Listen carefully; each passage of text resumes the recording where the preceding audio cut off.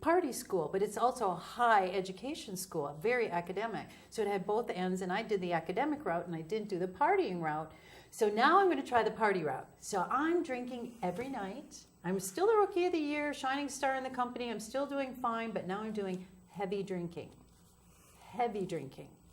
Oh yeah, let's go out and party. Let's have fun. That lasted 9 months.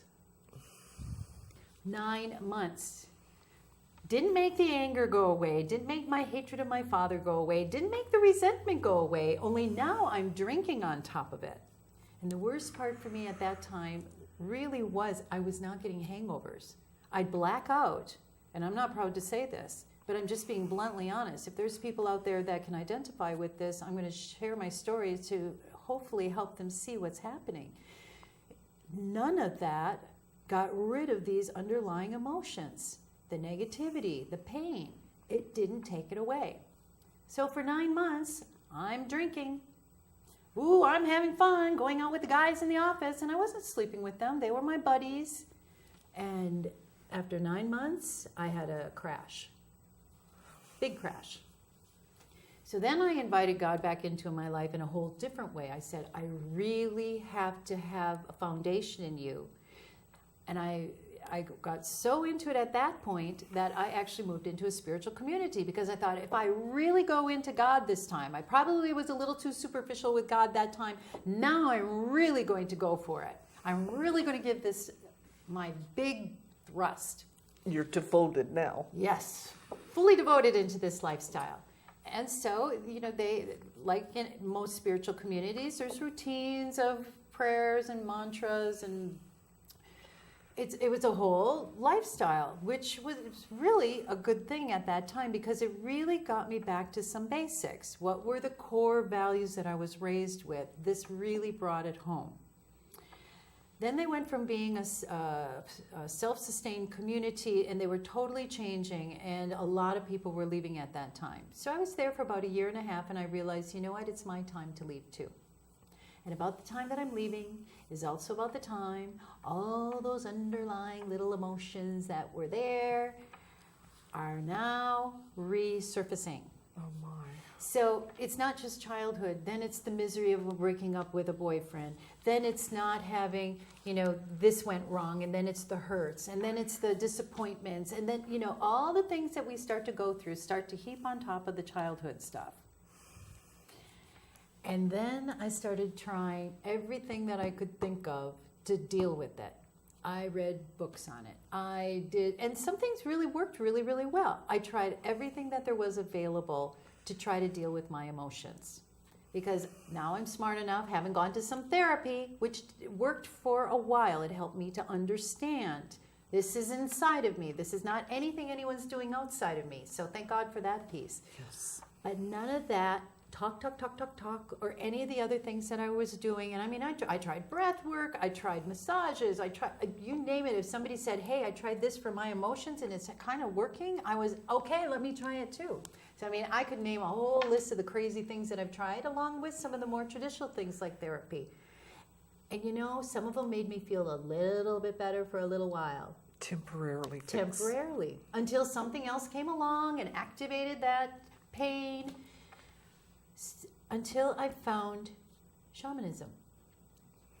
I found this technique, and the only reason I use the word shaman is because I want people to understand that this is not something that just came out 20 years ago and, oh wow, this is the latest thing for today. It is ancient. It's older than acupuncture. It's at least as old as yoga and the whole system that comes along with that tradition. It's ancient. It's a technique. And it's not, a lot of people, when they go, shaman, and I watch what is that? Some kind of magic, right? Oh, or witchcraft. Or black magic. Yeah. It's breathing. It's a technique only. It's not a religion. You don't have to agree with it or believe in it. You just have to stay open to, I'm tired of my pain, and I'm tired of being negative, And I'm not going to blame the people around me any longer. And I'm going to take responsibility for my life. And I want to get rid of this. That's the only requirement, actually. Because their philosophy is to stay in balance with nature. It's very similar to Taoism. Taoism, I've studied all the major world's religion. It's about keeping everything in balance. And that's how this tradition from South America, that's what their belief is. If you keep everything in your life in balance and in harmony, life starts to flow in a really great way. Beautiful. So this simple little technique is so deceptively simple, people have a hard time believing that it actually works because it sounds too simplistic. So the way it works is, okay, now here's the woo-woo-y sounding stuff. It's working on your energy field. Now, if that sounds woo-woo-y, I want to remind you that science has proven that everything is surrounded by energy. They can measure it. So that is about as woo-woo-y as I'm going to get tonight. You have an energy field that surrounds you. And the way this training, the way I learned it, and it works, so I don't even have to believe it or not believe it, it actually works. They say that this energy field is the program that runs your life. And so I think of it like the software program of a computer. You have your hardware, you have your Apple or you have your PC that you go out and buy the hardware. It's got a lid typically, although tablets don't. And it has a program inside of it that makes it work. Well, that's kind of how our energy field is. It's what makes this body work. Yes. When somebody passes on and this body is no longer working, it's because that energy field has withdrawn from that hardware. And I think they've done studies and it's like a couple of grams difference in weight. So they even know that there's a weight to this energy field. So that's as woo-woo as I'm going to get tonight. So this energy field is designed for us to be harmonious, in balance with nature, kind, loving, compassionate, peaceful, tranquil, calm. All those nice words that we think is sometimes so Pollyanna. That's actually how we were created and designed to be. Our nature. It's our nature. We were created to be that way. And if we weren't, we'd see everything in nature being in chaos around us, and we don't. Everything is in balance around us. We're the only thing that seems to be out of balance, unfortunately. So this energy field that runs our life, if you look at a little kid, remember on Sunday when we were talking and we were sitting outside and that beautiful little girl was walking by, holding on to either her mother or grandmother's hands. She had to be about, somewhere between 1 and 2. And the look on her face, she was so proud of herself that she was walking. That's how we were supposed to be. We're supposed to be like when you look at little kids. They're full of life and energy, and when they accomplish something, they're so proud of themselves and they want to do more because I can do it and nothing can stop me. That's how we're supposed to be. That childlike wonderment. Yes. Yes. That's so delightful to watch. We're all supposed to be this way our entire existence on this planet. That's the way it was designed to be. That was the design package. But things obviously went very, very wrong because we're no longer like that. And we know that. I don't have to say, gosh, the world out there is a little chaotic right now.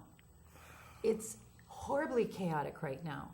So let's explain what happened and why what I do is such a great piece to get yourself out of the turmoil that we see all around us and inside of us.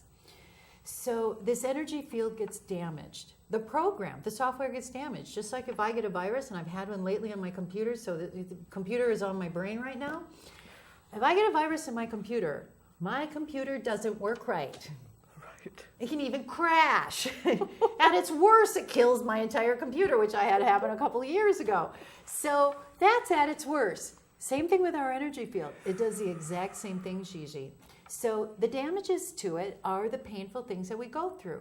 When somebody yells at us, when somebody's mean to us, when somebody ignores us, when somebody is a tyrant to us, like my father growing up, when somebody is bullying us, or nasty or saying rude things or all the da da da da da. I could go on and on and on. Selfishness, ignoring people, thinking you're better than somebody else, and then that person's feeling inferior. That energy